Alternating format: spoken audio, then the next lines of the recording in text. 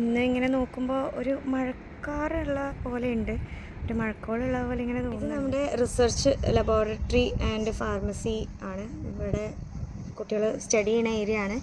അതിൻ്റെ കൂടെ തന്നെ നമുക്കിവിടെ ലാവൻഡറിൻ്റെ പ്ലാന്റ്സ് ഉണ്ട്, റോസ്മേരി ഉണ്ട്, പിന്നെ ഇത് ലെമണിൻ്റെ ട്രീ ആണ് കേട്ടോ.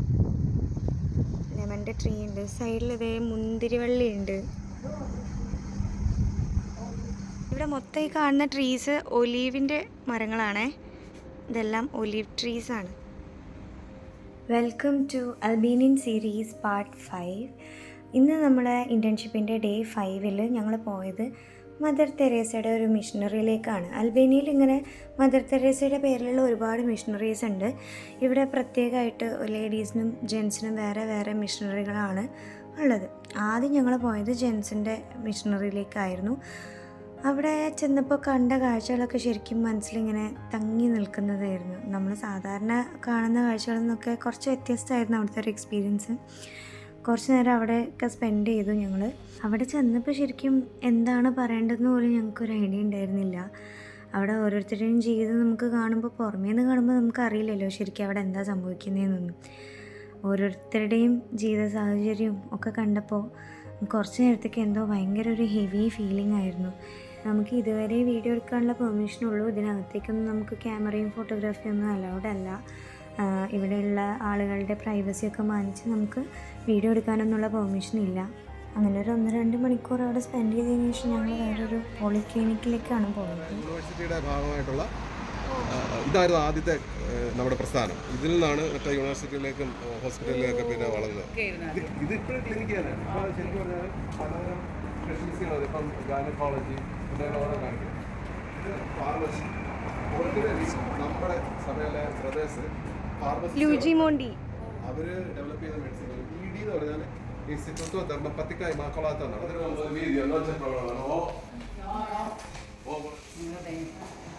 ലബോറട്ടറി. ഇവിടെ തിരാനയിൽ എല്ലാവരും കൂടെ ഒരുമിച്ച് സാറ്റർഡേ സൺഡേ ഒക്കെ വരുമ്പോൾ ഇവർക്ക് ബീച്ച് ഡേ ആണ്. അപ്പോൾ ഇവിടെ എല്ലാവരും കൂടെ ഒരുമിച്ച് ബീച്ചിലേക്ക് പോവും. അപ്പോൾ ഇവിടെയൊക്കെ ഭയങ്കര വേക്കൻ്റ് ആയിട്ട് കിടക്കും കേട്ടോ. ഓൾമോസ്റ്റ് സ്ഥലങ്ങളൊക്കെ ഇങ്ങനെ കാലിയായിട്ട് കിടക്കുന്ന ഒരു സിറ്റുവേഷനാണ്. എല്ലാവരും ബീച്ച് ഡേ ആയിട്ടാണ് ആഘോഷിക്കുന്നത്, സാറ്റർഡേ സൺഡേ ഹോളിഡേയ്സ് ഒക്കെ. ഡെൻ്റൽ ഹോസ്പിറ്റലാണ്. ഇതിൻ്റെ താഴെയാണ് നമ്മളെ സൂപ്പർ മാർക്കറ്റ് വരുന്നത്. ഇവിടെ താഴെ കോഫി ഹൗസും അതുപോലെ കഫേസൊക്കെ കൂടെ ഒരു കഫേ. അത്യാവശ്യമുള്ള കുറച്ച് പർച്ചേസൊക്കെ കഴിഞ്ഞ് ഞങ്ങൾ നേരെ ലഞ്ച് കഴിക്കാൻ പോയി. ഇന്നിവിടെ ചോറാണ് ലഞ്ചിന്. ചോറ്, ഉരുളക്കിഴങ്ങ്, തക്ക, ചിക്കൻ. ഇത് നമ്മൾ നേരെ ഫീമെയിൽസ് താമസിക്കുന്ന മിഷണറിയിലേക്കാണ് പോകുന്നത്. ലോകത്തിൻ്റെ ഏത് കോണിൽ ചെന്നാലും അവിടെയൊക്കെ മലയാളിയെ കാണാമെന്ന് പറഞ്ഞ പോലെ കഴിഞ്ഞ മിഷണറി ചെന്നപ്പോഴും ഇവിടെ വന്നപ്പോഴും നമുക്ക് കോമൺ ആയിട്ട് 2-3 മലയാളി സിസ്റ്റർമാരെയും കൂടെ കണ്ടിട്ടുണ്ടായിരുന്നേ. ഇതാണ് ഇവിടെ ചാപ്പൽ. ഇവിടെ ഹോളി മാസൊക്കെ നടത്തുന്നത് ഇവിടെ വെച്ചിട്ടാണ്. അങ്ങനെ അവിടെയും നിയർലി ഒരു 2 hours സ്പെൻഡ് ചെയ്ത് ഞങ്ങൾ സിറ്റി കറങ്ങാൻ വേണ്ടി അവിടുത്തെ ഒരു ലോക്കൽ ബസ്സിൽ കയറി തിരാന മുഴുവനൊന്ന് കറങ്ങാമെന്ന് വിചാരിച്ചു. ഞങ്ങളിങ്ങനെ ഇവിടുത്തെ ലോക്കൽ ബസ്സിൽ പോവാണ്. സത്യത്തിൽ നമ്മൾ പുറത്തേക്ക് ഇറങ്ങി സിറ്റിയൊക്കെ ഒന്ന് കാണാൻ എൻജോയ് ചെയ്യാനൊക്കെയാണ് പോയതെങ്കിലും മനസ്സ് പക്ഷെ അത്ര പെട്ടെന്ന് ആ മിഷണറിയിൽ നിന്ന് പോന്നിട്ടുണ്ടായിരുന്നില്ല. ബസ്സിൽ കയറി സിറ്റി ടൂറൊക്കെ ചെയ്യുമ്പോഴും കുറച്ച് മുമ്പ് കണ്ട മുഖങ്ങളും അവിടുത്തെ കാഴ്ചകളൊക്കെ തന്നെയായിരുന്നു മനസ്സിലുണ്ടായിരുന്നത്. പുറത്ത് നമ്മളൊരു സിറ്റി കാണുകയായിരുന്നു, പക്ഷെ ഉള്ളിൽ കുറച്ച് ഹെവി ആയിട്ടായിരുന്നു എല്ലാവരും ഉണ്ടായിരുന്നത്. അന്ന് ശരിക്കും ഒരു കാര്യം കൂടി മനസ്സിലായി. ഒരാളുടെ ജീവിതത്തിൽ പുറത്തുനിന്ന് നമ്മൾ കാണുന്ന അതിനേക്കാൾ എത്രയോ വലിയ സ്ട്രഗിൾസ് ഉണ്ടാവും. അതുകൊണ്ട് തന്നെ ഒരാളെ നമ്മൾ പെട്ടെന്ന് ജഡ്ജ് ചെയ്യരുത്. ചിലപ്പോൾ നമ്മൾ കാണാത്ത വലിയൊരു പോരാട്ടത്തിലായിരിക്കും ഓരോ ആളും ഉണ്ടാവുക എന്നുള്ളത്.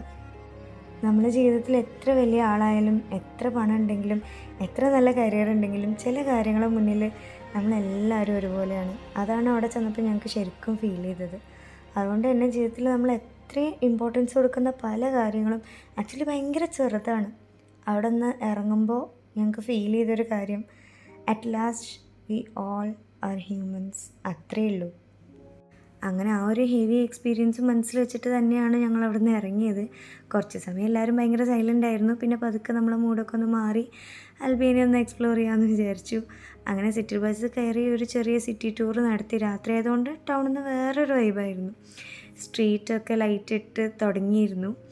പിന്നെ ഞങ്ങൾ ഫുഡ് കഴിക്കാനും ഇറങ്ങി. അൽബേനിയയിലെ ഒരു ഫുഡൊക്കെ ട്രൈ ചെയ്ത് ഞങ്ങളുടെ ട്രിപ്പിലെ ഒരു ഇമ്പോർട്ടൻറ്റ് പാർട്ട് തന്നെയായിരുന്നു അവിടുത്തെ ലോക്കൽ ഡിഷസും കാര്യങ്ങളൊക്കെ ട്രൈ ചെയ്യുക എന്നുള്ളത്. ഓരോ സ്ഥലത്തിനും അതിൻ്റേതായിട്ടുള്ളൊരു വൈബാണ്. പിന്നെ അൽബേനിയയുടെ ഒരു പ്രത്യേകത തന്നെ അവിടുത്തെ നൈറ്റ് ലൈഫാണ്. ഇതാണ് നമ്മൾ വന്ന ബസ്. ഇവിടുത്തെ ഒരു പെട്രോൾ പമ്പാണ്.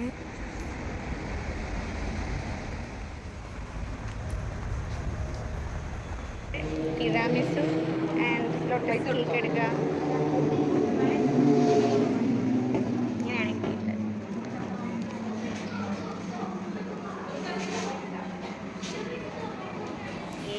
ഞങ്ങളിവിടെ ഇരുന്ന് കഴിക്കാൻ പോവാണ്.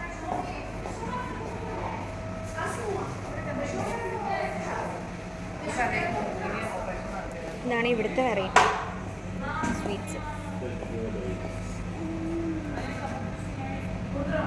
ഇതാണ് ട്രൈ ചെയ്യേണ്ട ചീസ് കേക്ക്.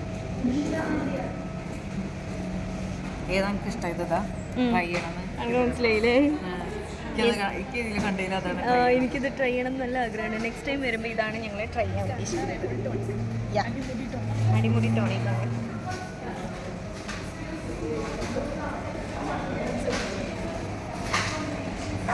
വെറൈറ്റി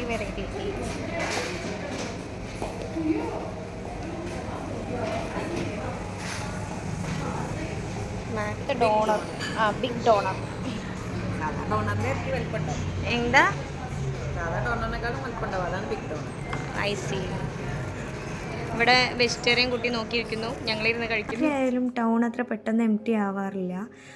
ആളുകളൊക്കെ പുറത്തുണ്ടാവും. കഫേസും റെസ്റ്റോറൻറ്റൊക്കെ സ്റ്റിൽ നല്ല തിരക്കായിരിക്കും. അങ്ങനെ രാവിലെ മുതൽ കുറച്ച് ഇമോഷണലായ എക്സ്പീരിയൻസസ്. പിന്നെ പതുക്കെ സിറ്റി ലൈഫിലേക്ക് തിരിച്ചു വന്നു. Food, light, city ride, night life, അങ്ങനെ അൽബേനിയയിൽ ഒരു ദിവസം കൂടെ കംപ്ലീറ്റ് ആവുകയാണ്.